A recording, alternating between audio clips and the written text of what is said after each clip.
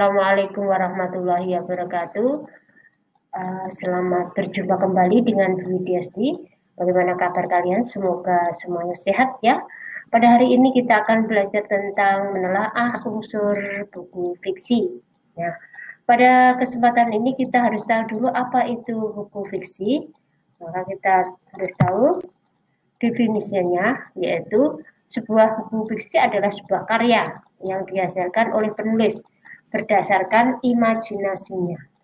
Isi dalam sebuah buku fiksi merupakan hasil imajinasi, khayalan atau rekaan, yang berarti cerita yang dibangun oleh penulis bersifat fiktif. Jadi, sebuah buku fiksi di situ ada sebuah karya, di dalamnya adalah hasil dari imajinasi pengarang, imajinasi penulis, ya, imajinasi khayalan penulis, rekaan. Jadi sesuatu yang dibuat oleh penulis itu sendiri. Contohnya itu adalah buku kumpulan puisi, buku novel, buku cerpen, dan sebagainya. Kemudian bagaimana ciri-ciri dari fiksi? Yang pertama yaitu ada imajinatif, yaitu disitu tadi ada rekaan atau khayalan dari penulis. Jadi sesuatu yang ada pada pikiran penulis, ya, yang dibuat oleh penulis itu sendiri.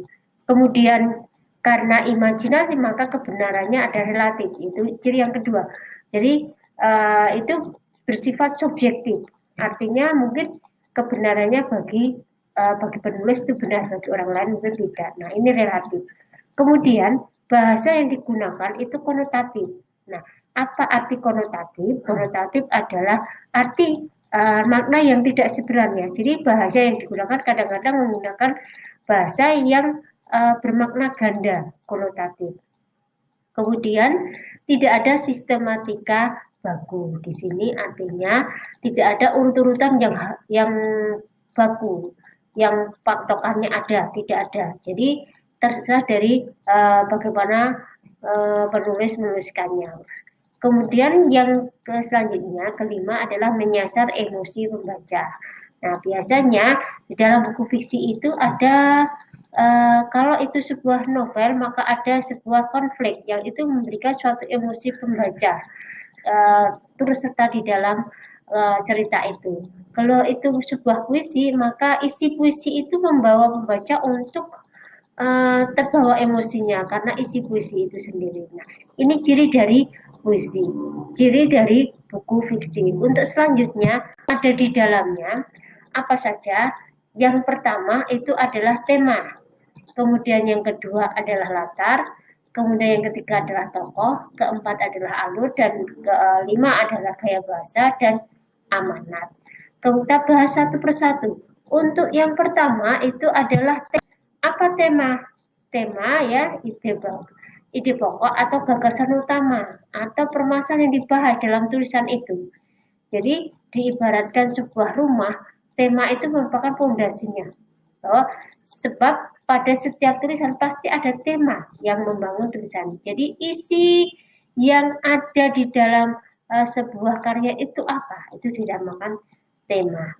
Kemudian yang kedua, latar. Latar itu adalah keterangan mengenai tempat, waktu, dan suasana dalam sebuah cerita. Nah, selain itu, latar juga bisa dikatakan sebagai keterangan. Maksudnya alur yang berhubungan dengan waktu, ruang, dan suasana. Jadi ada latar waktu, ada latar ruang, tempat, dan suasana. Itu latar. Kemudian selanjutnya ada tokoh. Tokoh di sini apa?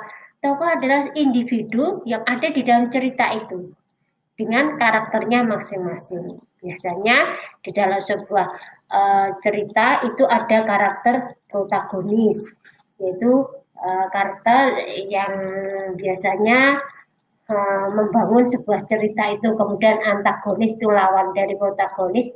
Kemudian yang ketiga adalah tetragonis, ya. Jadi protagonis itu merupakan tokoh yang menggambarkan watak yang baik dan positif biasanya, dan kebalikannya adalah tokoh antagonis.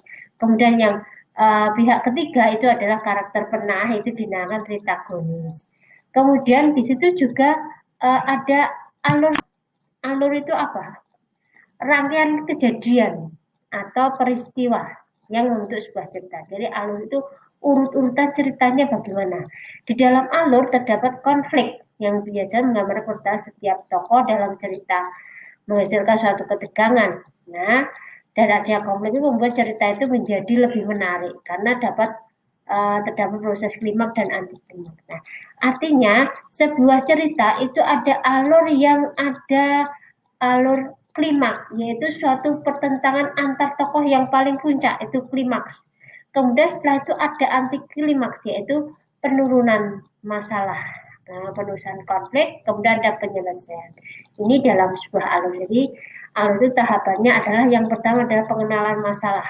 Nah, kemudian pemunculan masalah, kemudian ada konflik, kemudian anti konflik itu klimaks, kemudian anti klimaks, dan kemudian penyelesaian. Ini adalah alur. Kemudian di dalam sebuah karya fiksi juga adanya gaya bahasa. Gaya bahasa itu apa? Yaitu cara penulis menyampaikan ceritanya. Biasanya dalam majas-majas, ya. Dan digunakan oleh penulis seperti ini biasanya pada puisi, ya, karya puisi. Ada majas perbandingan, sindiran, penegasan, hingga ada metafora, ada personifikasi, ada litotes, ada sarkasme. Nah, ini gaya bahasa yang biasa digunakan dalam sebuah karya fiksi. Kemudian yang terakhir amanat. Di dalam sebuah karya ada amanat, itu pesan yang disampaikan oleh penulis kepada pembaca melalui cerita itu. Jadi sebuah cerita itu ada pesan yang akan disampaikan. Nah, salah satu hal yang membedakan dari buku fiksi dan itu terdapat pada amanat yang tergantung dalam. Amanat diambil dari keseluruhan cerita yang dibangun. Jadi secara keseluruhan amanatnya apa, pesannya apa ya kepada pembaca. Nah, ini adalah unsur dari buku fiksi, ya. Sekali lagi, dalam sebuah buku fiksi itu dibangun antara adanya temanya, kemudian ada tokohnya, ya, ada latarnya, kemudian ada amanat, kemudian ada gaya bahasa, alur. Nah, ini adalah unsur di dalam sebuah buku fiksi. Demikian tadi penjelasan tentang menelaah dari unsur buku fiksi. Kita akan melanjutkan sebuah materi berikutnya, yaitu menelaah unsur dari buku non-fiksi di kesempatan yang lain. Dari saya sekian. Wassalamualaikum warahmatullahi wabarakatuh.